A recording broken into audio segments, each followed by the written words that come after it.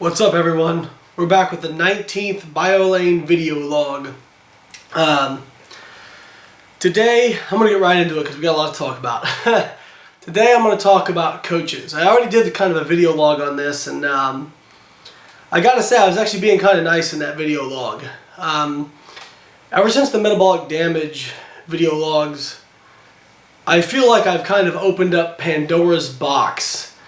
And some days I wish I could close it. I've gotten thousands, I'm not exaggerating, thousands of emails from people with absolutely nightmarish horror stories from different coaches, many of whom are big name coaches and big name teams. I really use that word loosely, and got a lot of blowback actually from some of these people. I mean, I even got like threats of physical violence from one particularly idiotic individual, and also have had people say, these other coaches say, you know, Layne just made up this whole metabolic adaptation, metabolic damage stuff, even though I provide, you know, the mechanistic scientific evidence for this adaptation in the 16th video log, which you can view. And so I do want to address that real quick. Absolutely, I have absolutely gotten an increase in people inquiring about my services since I did those video logs. No doubt about it. However, what they probably don't realize is I was full before that. I, in a way, have actually lost money on the metabolic video logs, or metabolic damage videos logs, because I was getting, after the third video log, I was getting so many inquiries and already being full. And by full, I mean, I still take on people, but it's about, as people fall off, I'll take on a new person, but that'll be about maybe 3 or 4 a month, something like that. I was getting up to, and some days more than, 50 inquiries per day. Now it typically ranges between 20 to 50 inquiries per day. And I don't just like to leave people hanging, so I was providing references to other coaches I trust. Imagine that, a coach turning down business and sending people elsewhere. Who'd have thunk it? But I want people to get good help, even if it's not me. And so you can ask people, any of the 1,000 people who emailed me, how many of them actually signed on? It's not many. And so I was having to, you know, take hours out of my day just to send people to other coaches, to referrals. And so I actually had to end up hiring somebody just to basically refer people. I'm Zoe Lee, I'm paying her, you know, to basically just refer people. So in a way, I kind of lost money on the deal. But she's been a great help to me and freed up a lot of my time so I continue working with clients and give them the proper attention they need. I think that's kind of like a foreign concept to a lot of these coaches. They'll take every single person they possibly can. A lot of these big teams. I mean, do you really think that you're getting a customized plan when a team has over 500 people on it? No, you're not going to get a customized plan, and you're not going to have somebody that's getting back to you very quickly. It was funny, I had people inquiring about my services when I was over in Australia, and obviously there's a big time difference over there, and I was, you know, again, not taking on many clients, but when I refer people, I had one person say, "This is shocking to me. You are way faster than my current coach. You're in Australia right now doing day camps and seminars all day, and you're not even taking my money." I think some of the problem is, and maybe the reason a lot of these coaches, I actually, a friend of mine who's an industry insider told me that one really well-known coach told him, you know, one that I, you know, of course made up, you know, metabolic adaptation, even though I provide some science for it. And even though there's tons of anecdotal evidence out there, said when he said that he told him that I was full with clients. I'm not taking on a lot of clients. So well, he's lying. This is what happens when you have immoral people who don't understand, who apply their morality or lack of morality to someone else. Okay? Someone like that who doesn't have any morality, who will destroy people, give a bikini girl drug cocktails, absolutely asinine, who starve people, basically get them to the point where they develop eating disorders, psychological disorders, and huge binging problems, with basically no regard for their health or anything else. They look at somebody who says, no, I'm turning away business, and they say, well, he's got to be lying, because they apply their lack of morality to me. So I guess what I would say is, don't apply your morality or lack of morality to me. I'm nothing like you, and I'm very thankful for it. So what you're dealing with is, and not all, there are some good coaches out there. I try to give them props. I've talked about them in other video logs. I will put links to these coaches in the description of this video log. People I trust. And if you want a more personalized referral based on your goals, you can email us through our contact form on my website, and we will be more than happy to provide you with referrals to coaches we trust based on your goals. But I would say at least 95% of coaches out there are idiots who couldn't hack it at anything else in life, and so they chose a profession that basically they don't need any credentials for, and where being a bully and a moron is somehow rewarded. These are people who probably would be criminals in a lot of other things. So for whatever reason, this appeals to them. And part of that is we really have no regulation. You don't need any. There's no governing body that goes out and says, oh, you want to be a bodybuilding, figure bikini, whatever coach. Here, you got to go take these years of training, whatever. No. If you want to be a doctor, people take hiring a nutrition or contest prep coach very lightly a lot of times. Would you take hiring a doctor lightly?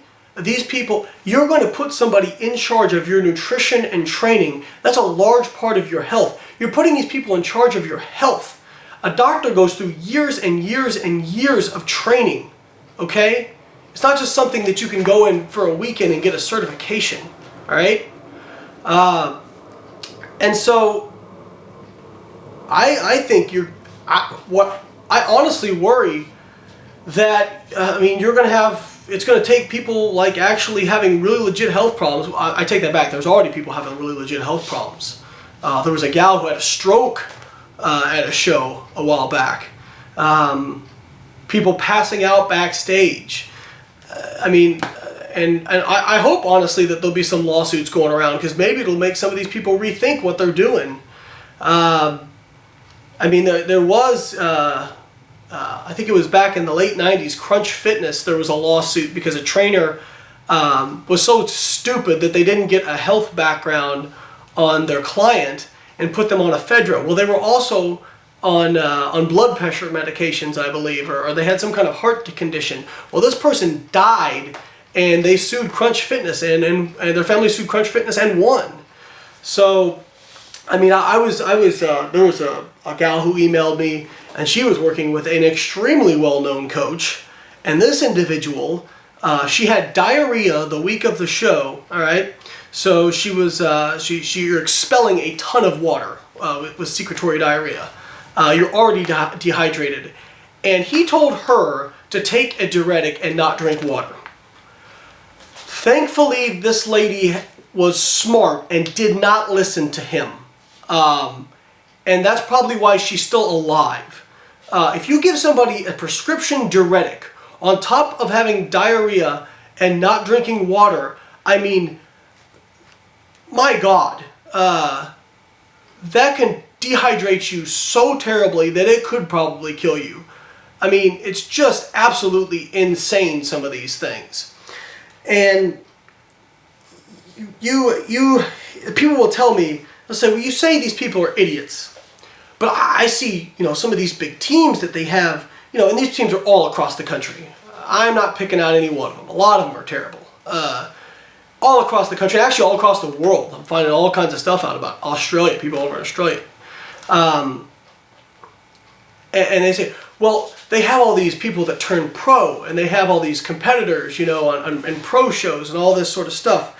And so, how do you, so they will use that as validation. They'll say, well, just look at our results. You know what I mean? And first off, a lot of times, some of these people don't even follow their ridiculous protocols. They're with these people because they would feel awkward leaving, because they create a bully mentality where if you leave, you're ridiculed. I've talked to a lot of people who used to be with coaches who, when they left, they were bullied on the way out and are still harassed by them or some of their clients. And I think one of the things you have to realize is that a lot of people get results in spite of what they do. I want to read you a quote that I have here. This is from a book called The Essence of Program Design by J.C. Santanas. And this is a book about training Olympic athletes, but it very much has application for nutrition and training. I want to read you this quote. Of course we have the I have won X number of championships. Who are you to question me, coach? All of these coaches have been doing the same program since they competed 20 years ago. We have locked horns with many of these coaches on this issue, and I assume the matter will not be resolved for some years to come. It is a work in progress. We can say that the majority of these coaches are finding success in spite of what they are doing, not because of what they are doing. Some of the ridiculous programs inflicted upon many athletes actually serve a purpose no one talks about. The program actually gets rid of those athletes not genetically gifted enough to take the abuse. The result is that the coach is left with a stable of genetic freaks that can break records no matter what they do or don't do. These coaches are blessed by being able to coach elite physical beings capable of elite performance under detrimental circumstances. Okay? So, basically, if you... well, let me give you another story. One of the really interesting things I found out was that a lot of these teams will have you sign a contract saying that you can't say you're with said team until they deem you are ready. Well, when you see all these people on a pro stage or, winning pro cards or whatever, they have a few dozen or whatever, ask yourself what happened to the other 450 people or the other 475 people out of the 500. Why do you never hear from them? What happened to them? Well, if you have to sign something saying that you can't say you're with them until they deem you're ready, if you don't respond well to their protocols and you end up looking like crap, do you think that they will claim you? No. In fact, I know one woman who's actually here locally who told me that she was on 600 calories a day near the end of her prep, doing 2 hours of cardio a day, wasn't making progress, and her coach of her big team basically emailed her and said, I know you're cheating, so I'm dropping you. Basically, this individual, this coach was so arrogant that they couldn't possibly imagine somebody not responding to their protocols, or they just know that, okay, well, this person isn't going to do well, so I need to get rid of them. That story was actually the impetus for me doing the first metabolic damage video log, by the way. I was very angry reading that story from somebody. So essentially what you have is a blind squirrel finds an acorn every now and then. If you work with 500 people or 800 people or whatever, if you work with enough people, you're going to come across genetically elite individuals who are going to respond well no matter what. There's actually a scientific term for this. Well, maybe not for this thing in particular, but we can use it. It's called a Gaussian distribution, and for this, we're going back to the BioLayne wipe-off board. Oh yeah, I know you missed it. Bam.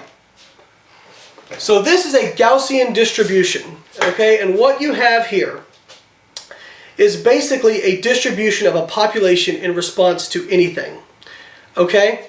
And I'm going to get to breaking this down for you, but first I want to tell you a story.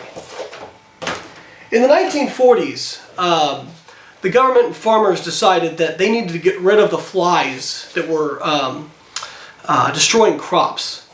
And so they started spraying with DDT.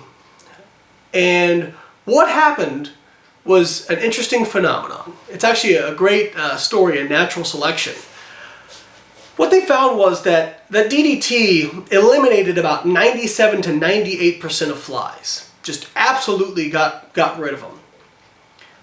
The 2 to 3% that remained were the genetically elite. They actually called them now superflies. You have to forgive the term, but yeah, they call them superflies. Have you ever noticed how when you're trying to chase that fly around your living room with a newspaper or whatever, that thing is moving so fast and never sits still, and you can hardly get it. Well, the flies that survived were basically genetically elite who moved fast, didn't stay in one spot very long, and were hard to kill. Ta-da! So all we succeeded in doing was killing off the weakest and the average flies, and now we have an entire multiple generations breeding of the genetically elite. So, but that 97, 98% is part of the Gaussian distribution, okay? So, if we look at a Gaussian distribution, if we look at, we can apply this to anything, a training, nutrition protocol, whatever, okay? Your response, a response that you're going to have is in the shape of this Gaussian bell curve, okay? You're going to have about 70% of people, the average, respond in an average manner here, okay? And you're going to have a certain amount of people who are down here and they don't have such great genetics, or they have, very bad, like 2%, 1 or 2% of people, very bad. And those are the people that, if they don't have completely optimal training and nutrition, they don't make any progress whatsoever. You have your average. These people, will make good progress on good programs, not great progress on average programs, and won't make progress on terrible programs. And then way over here, this 95%, this last 5% area is your really great individuals. And then this last 2-3% is your genetically elite. Okay? That's what we're talking about. All right? So if you have 500 clients, well, if you take 2 or 3% of that, you're looking at 10 to 15 people who are going to turn pro and do really, really well, regardless. Sound familiar? Okay. So that's your scientific justification behind why you can have people that are doing absolutely asinine things. And like they said, like J.C. Santana said, the only people who can really survive those programs, not literally survive, but figuratively come back and do well continuously, are the genetically elite.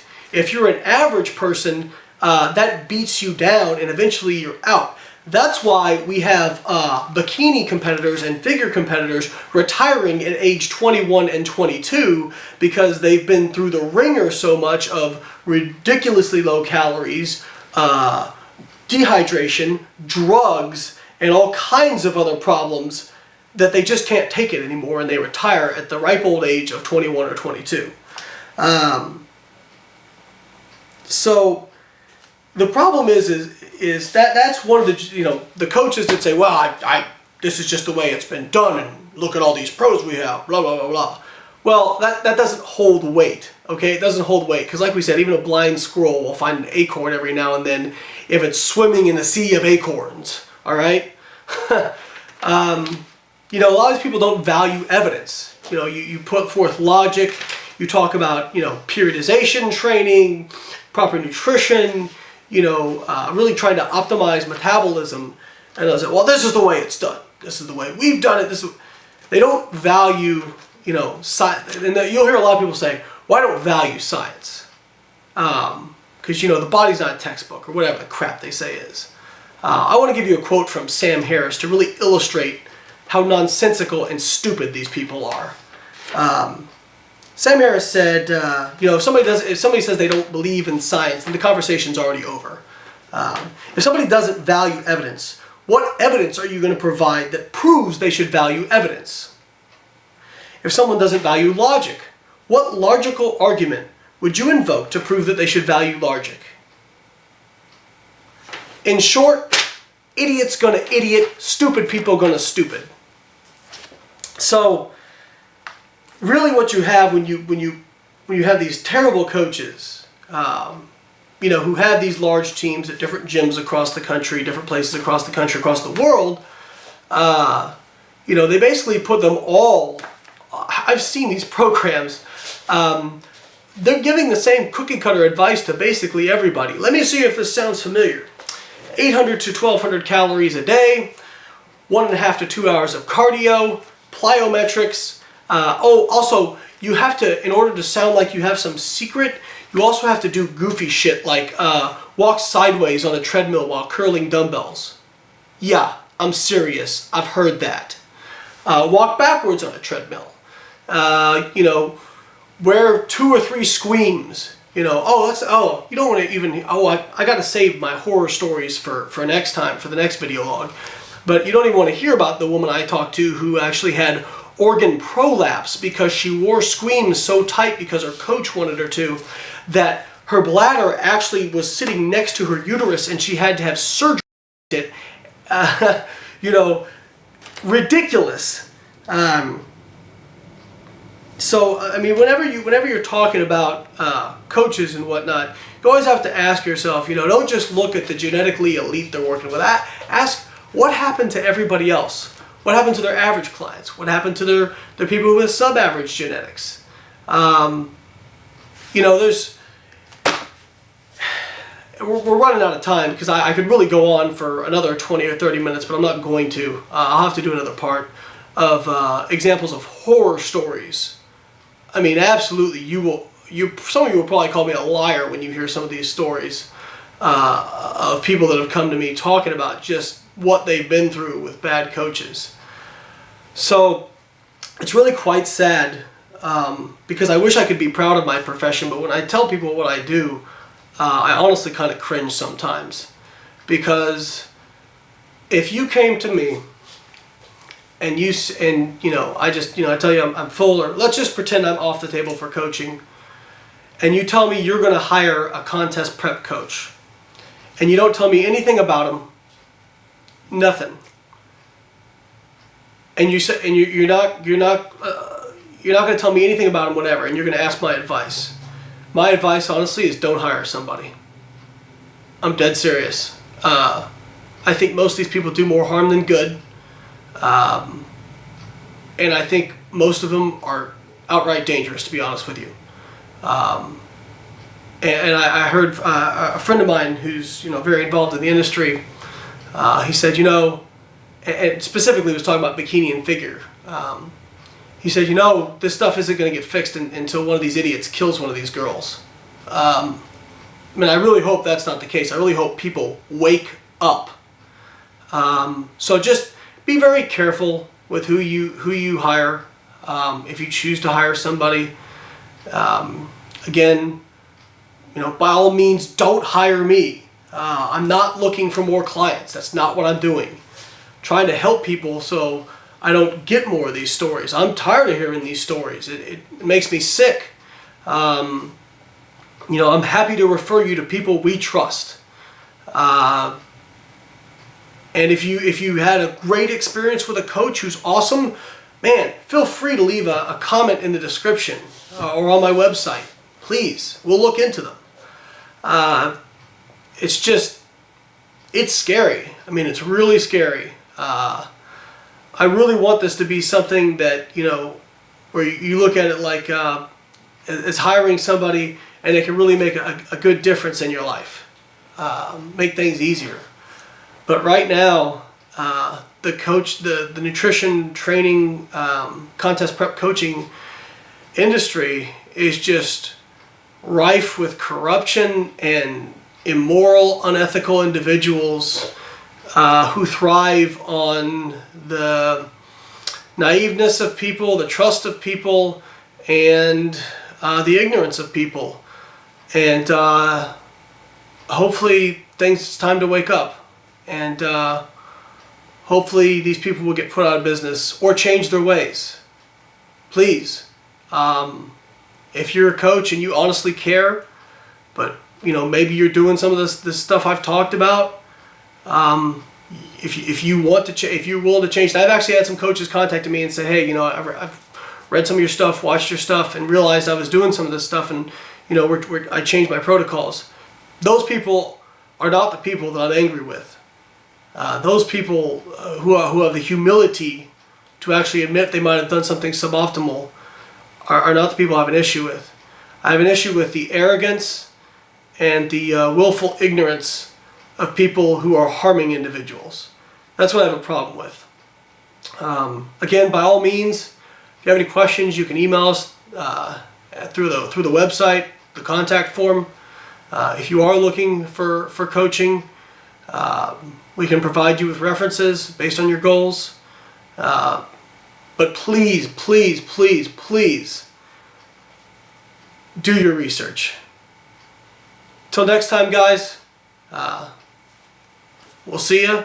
And I appreciate you checking out my video logs. Feel free to subscribe. And if you leave a comment, at least try to be cordial. Thanks.